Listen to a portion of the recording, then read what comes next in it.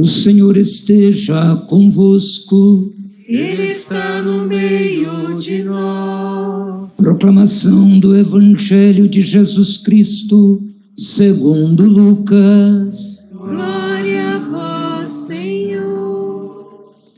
Naquele tempo, os 2 discípulos contaram o que tinha acontecido no caminho e como tinham reconhecido Jesus ao partir o pão. Ainda estavam falando quando o próprio Jesus apareceu no meio deles e disse: "A paz esteja convosco." Eles ficaram assustados e cheios de medo, pensando que estavam vendo um fantasma. Mas Jesus disse: "Por que estáis preocupados? E por que tendes dúvidas no coração? Vede minhas mãos e meus pés, sou eu mesmo. Tocai em mim e vede. Um fantasma não tem carne nem ossos, como estáis vendo que eu tenho." E dizendo isso, Jesus mostrou-lhes as mãos e os pés. Mas eles ainda não podiam acreditar, porque estavam muito alegres e surpresos. Então Jesus disse: "Tendes alguma coisa para comer?" Deram-lhe um pedaço de peixe assado. Ele o tomou e comeu diante deles. Depois disse-lhes: "São estas as coisas que vos falei quando ainda estava convosco. Era preciso que se cumprisse tudo o que está escrito sobre mim, na lei de Moisés, nos profetas e nos salmos." Então Jesus abriu a inteligência dos discípulos para entenderem as Escrituras e lhes disse: "Assim está escrito: o Cristo sofrerá e ressuscitará dos mortos ao 3º dia. E no seu nome serão anunciados a conversão e o perdão dos pecados a todas as nações, começando por Jerusalém. Vós sereis testemunhas de tudo isso." Palavra da salvação. Glória a vós, Senhor. Sobre nós fazei brilhar o esplendor de vossa face. Sobre nós Fazei brilhar o esplendor de vossa face. repetimos este refrão para que o esplendor da face de Deus brilhe sobre nós.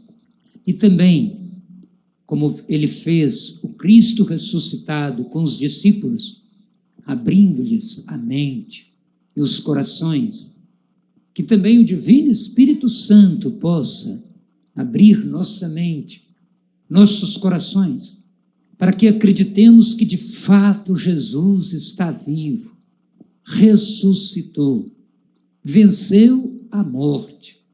E Jesus nos chama, a mim, a vocês que estão aqui na igreja, os que acompanham a transmissão da Santa Missa na sua casa. Jesus nos chama para sermos testemunhas da ressurreição. Por 2 vezes nós ouvimos este chamado de Deus, no finalzinho do Evangelho de hoje e dos Atos dos Apóstolos, anunciar em nome de Jesus a nossa conversão e o arrependimento dos nossos pecados, começando por Jerusalém. E hoje, por onde vamos começar? Primeiramente, por nós mesmos, dentro da nossa casa, aqui na igreja, os que estão presentes, Em outros tempos, né, antes da pandemia, neste horário das 7 horas da manhã, a igreja lotada de gente. Hoje, com as devidas restrições, os cuidados com a saúde, aqui estamos, um pequeno grupo que foi lá, buscou sua senha, com os que nos ajudam. O Padre Paulinho gosta de lembrar o coral batismal, que todo domingo às 7 horas da manhã vem aqui nos ajudar também a louvar, bem dizer a Deus. Então, queridos irmãos e irmãs, já falamos isso em outras vezes, mas é bom repetir de vez em quando. O que é bom repetir? Que nós somos pessoas privilegiadas, agraciadas, amadas, queridas, porque Deus nos ama com amor eterno. E nos amando com amor eterno, nos oferece, além, então, da vida como um primeiro dom, o dom também da fé. E por esta fé no Cristo ressuscitado, aqui nos reunimos.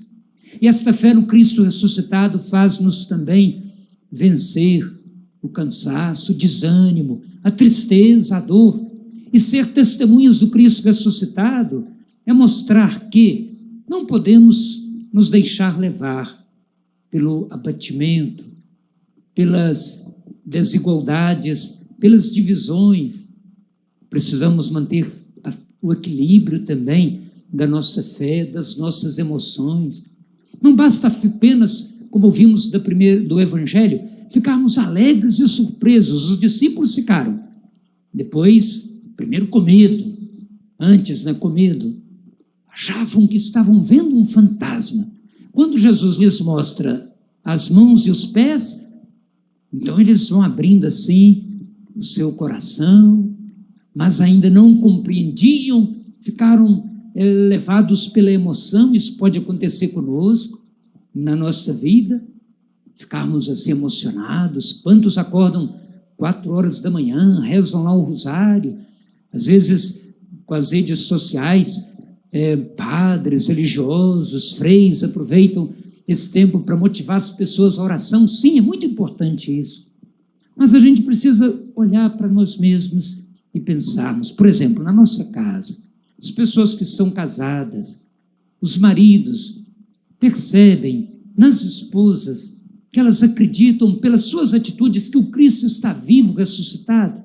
Da mesma maneira, as esposas percebem nos maridos esta fé, a paciência, o diálogo, o cuidado ali um com o outro. Ainda temos pessoas assim, que acordam mais cedinho, preparam lá o café da manhã, às vezes até leva na cama, né?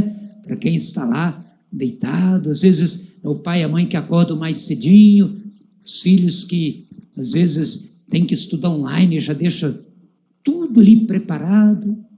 Mas, conversando um dia desses com um casal que fez o ECC, dizia que não consegue mais rezar juntos em casa, com seus filhos. Às vezes rezam, são participativos da igreja, a família, o casal, mas não conseguem mais reunir a família ali dentro de casa. Esse tempo de pandemia em que fomos forçados a ficar em casa, às vezes nem assim a gente consegue. Então a gente precisa, sim, agradecer a Deus, tanta graça que Ele nos dá, e aí partimos para o segundo compromisso, que é o que Jesus nos pede, ser testemunhas da ressurreição. E aí ouvimos dos Atos dos Apóstolos. O que é ser testemunhas? Pedro e João, como acabamos de escutar da primeira leitura, dizem ali para o povo. Primeiro eles fazem a denúncia, que o povo, a denúncia do pecado daquele povo, que com seus chefes, em vez de pedir a absolvição, a libertação do justo, daquele que trazia a vida plena, eles pediram a absolvição, a libertação de um assassino, do Barrabás, mas ainda são justificados. Pedro e João dizem, vocês e os seus chefes agiram por ignorância, mas vão ficar na ignorância o tempo todo? Não. O que é preciso então fazer? Aí vem o convite, arrepender-se e converter-se. Ou então, primeiro, converter-se, a conversão e o arrependimento, e serem testemunhas. Por quê? O servo Jesus, aquele servo esmagado, humilhado, Deus o glorificou pela ressurreição, o primeiro dia da semana. Aí eles vão dizer, nós somos testemunhas disso. Então, anunciando com a palavra, mas dando o exemplo de vida. E qual é o exemplo de vida que eles davam? Ouvimos no domingo passado, a partilha dos bens, a comunhão fraterna, a cura, como foi do paralítico, lá na porta do templo, e tantas outras que eles fizeram. Como Jesus havia dito, vocês vão fazer coisas maiores do que eu. Às vezes corremos o risco, irmãos e irmãs, de nos envolvermos nas coisas do mundo.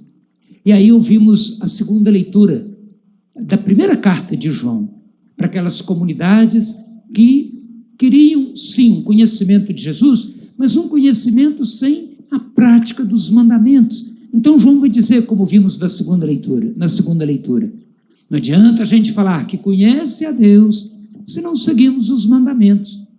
Então conhecer a Deus é relacionar-se com Ele, é deixar que realmente Ele tome posse da nossa vida, do nosso coração. Tudo que estava ou está nas Sagradas Escrituras antes de Jesus, até em Moisés, Abraão, nos Salmos, o próprio Jesus vai dizer, dava o anúncio de que Deus estaria sempre presente no meio do seu povo. E agora, mais ainda com Jesus, que é o próprio Deus aqui, que nos disse, nos proclamou essa boa notícia e agora nos chama também para continuar sendo suas testemunhas. Então, peçamos ao Senhor nesta celebração de hoje, terceiro domingo da Páscoa, domingo que vem já é a festa do bom pastor, aquele que conhece cada um de nós pelo nome, vem dar a vida por nós, para que também, aí voltamos de novo para a nossa casa, começando pela Jerusalém, que é a nossa casa, mas é aqui em Congonhas também, é o nosso país, é o mundo.